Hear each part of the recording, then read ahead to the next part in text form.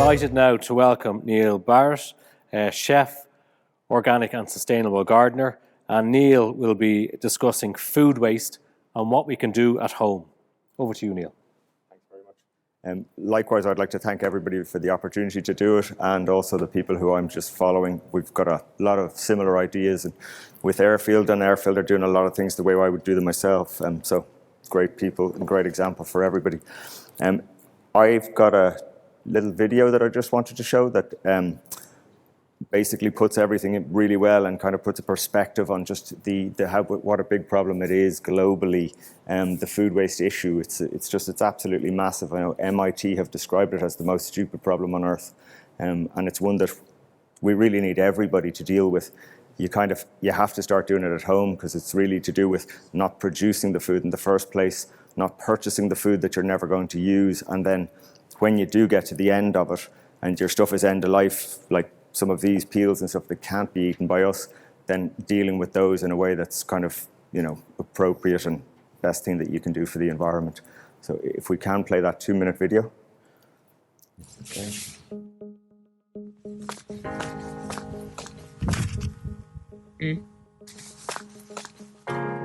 Over 1/3 of food produced for human consumption is lost or wasted.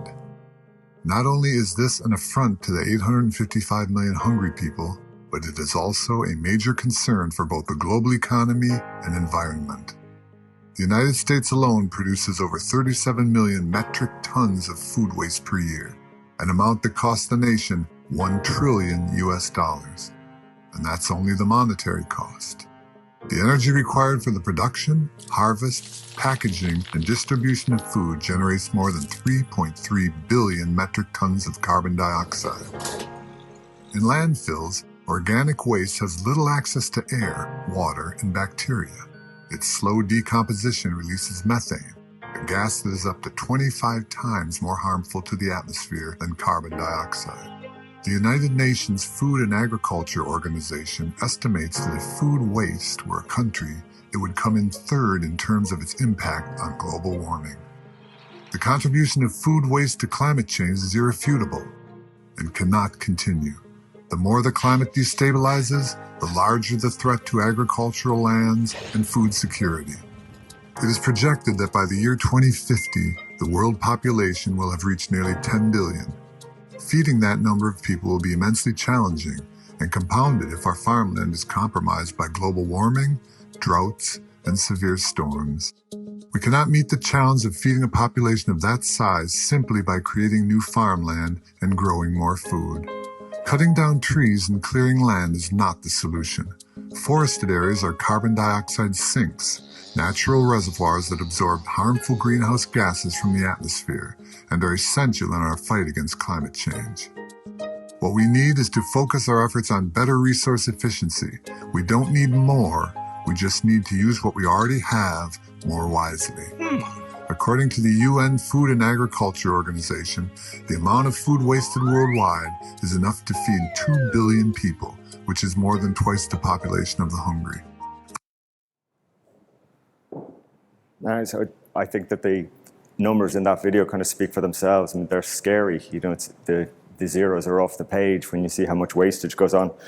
And I always find when I'm looking at those that they're often talking about a third or a half, and it seems to be a third or a half of the food that's wasted and a third or a half of the people that are hungry, which means that obviously the two things can cancel themselves out.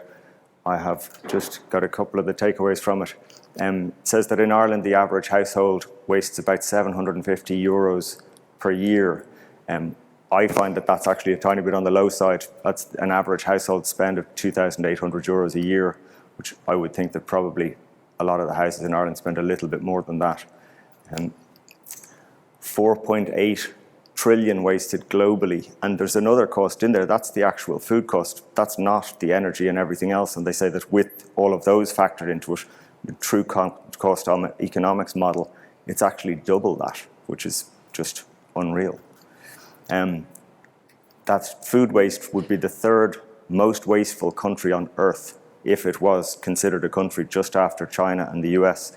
And those as well are, when you think that the Chinese are the 20% of the population of the world, the US is their wastage is just phenomenal. I mean, they're only 320 million people. And then obviously the food waste problem comes after that, but it is one that could be sorted out or very largely sorted out just by people tuning into it. 37 million metric tons of food waste. It's phenomenal, I think. 1 in 9 people are hungry. And then, as they say, that if you sort out the food waste problem, that hunger problem goes away because there's food for everybody. 3.3 billion metric tons of carbon dioxide, which is another thing. It doesn't need to happen. And then the methane gas, which is 25 times more toxic for the environment than the CO2 that we all talk about all the time. And that's due to its density and how long it sticks around. Carbon dioxide has a much shorter life, methane has a much longer life. And the methane problem is one of the problems that I want to help sort out, and that's what we're doing with composting. So the methane, when our food waste is composted, the way it's broken down isn't anaerobic, it's aerobic, and that doesn't produce the methane. So that's what I want to show, is just how we're trying to deal with that in my own home. And how we do is I have some examples here of waste that these have just come from my house this week. So we have a pineapple, where obviously you can't eat the top of a pineapple. I have a bucket. You can go and you can buy systems to do this, but for me, I'm much more into finding a way that's already there. So we got these are catering buckets. I use these all the time. But these are everywhere, and any restaurant or cafe beside you throws away hundreds and hundreds and hundreds of these, and they'd be delighted to give you one. Then I just line it with newspaper, which is one of my favorite tips because it means that I don't have to clean it. And if you tear newspapers in the right direction, they all tear nice and straight. So you can really simply just and quickly line the bucket like this, and this just means the cleanup is a breeze. So just drop that in, and that's it lined. Then you can drop some more into the bottom of it. And then we had these, for example. Now, these are organic bananas, and as it happens, you can actually eat the skins on these. So you'll see this a lot now. It's come out that there's a lot of recipes have just been put up recently. It's become very trendy.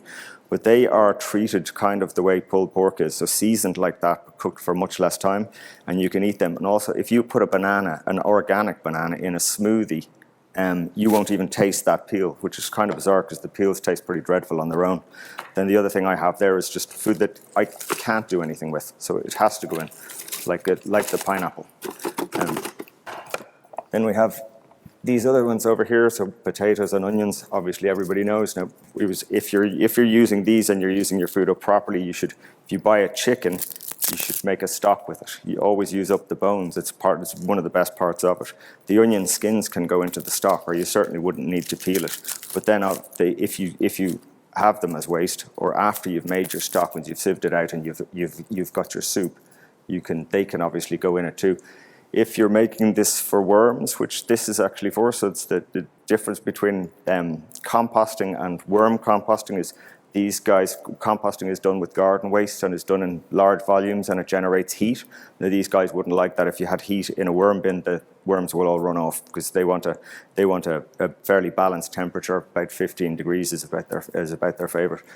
Now the potato too is one. I think everybody knows now that a lot of crisps come out when they have the skin on them, and that was considered a genius idea. But it cut out a huge cost for the food companies, and also waste because there was weight, and they all buy everything by weight and sell it by weight, and they don't have to do that anymore. So now we say, why peel the potato for mash? We just call it rough mash. But if you do have to peel it, you can still bake those and eat them. And if you don't like either of those, well then obviously it can also go in the food waste bin, which is going to go with these guys here. Carrots as well, that's an organic carrot, so you don't have any reason to peel it. But if you hate the skin, well then obviously it can be peeled as well. And the peel from those carrots can also go in there. This is what we get back from it after it. So we have a worm bin system for our food scraps. Then for our garden waste, it goes to our compost. And this is what we get back. So worms eat between half of and all of their own body weight in a day.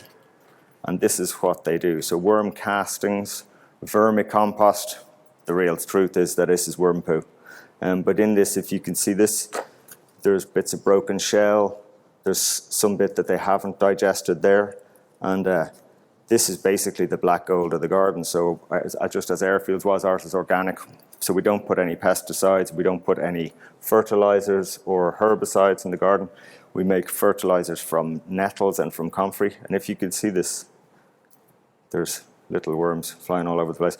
It's obviously not everybody's favorite thing in the world to see, but these are the guys here. They're compost worms. They're not earthworms, as you might know them, the big fat guys. They are called tiger worms, brandlings, red wigglers. They don't like light, so they want to run away if they see the light. And there you can see that they've got really distinctive stripes all over them. They're smaller than the other ones. But they will come, if you have a worm bin, and my worm bin is in contact with the earth, so I don't have to buy worms to populate it. But if you do an enclosed system because you don't have access to the earth or whatever, you can actually purchase these. There's several companies in Ireland that sell them. And you can buy whatever weight of worms it is that you need, and that can be calculated by how much food waste you're generating. So roughly, if they're eating half of their body weight, if you're putting in 1 kilogram of food a day, then you'd want a couple of kilograms of worms for them to digest it, or for them to eat it. And that is how we've kept all of the food waste out of the bins at home. Our bin company, where I am, says that the food waste is about 50 to 60% of the weight of the bins.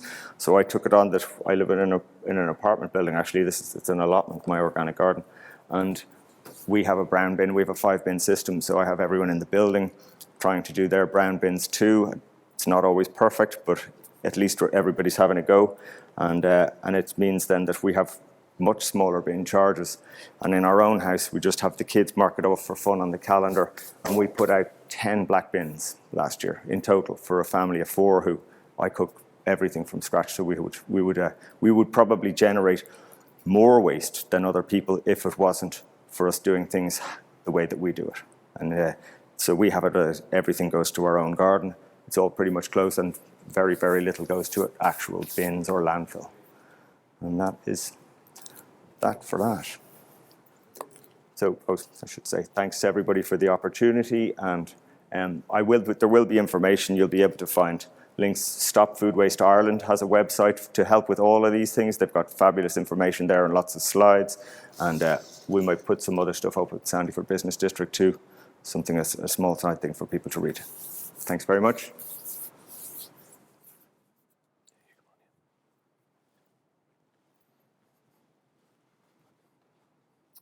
Thank you very much, Neil Barrett, chef, organic and sustainable gardener. I have to say this is a first for me, being on set with some worms. I'll have to get used to it. But genuinely some great practical tips. Organic carrots, yes, I would have peeled it. But,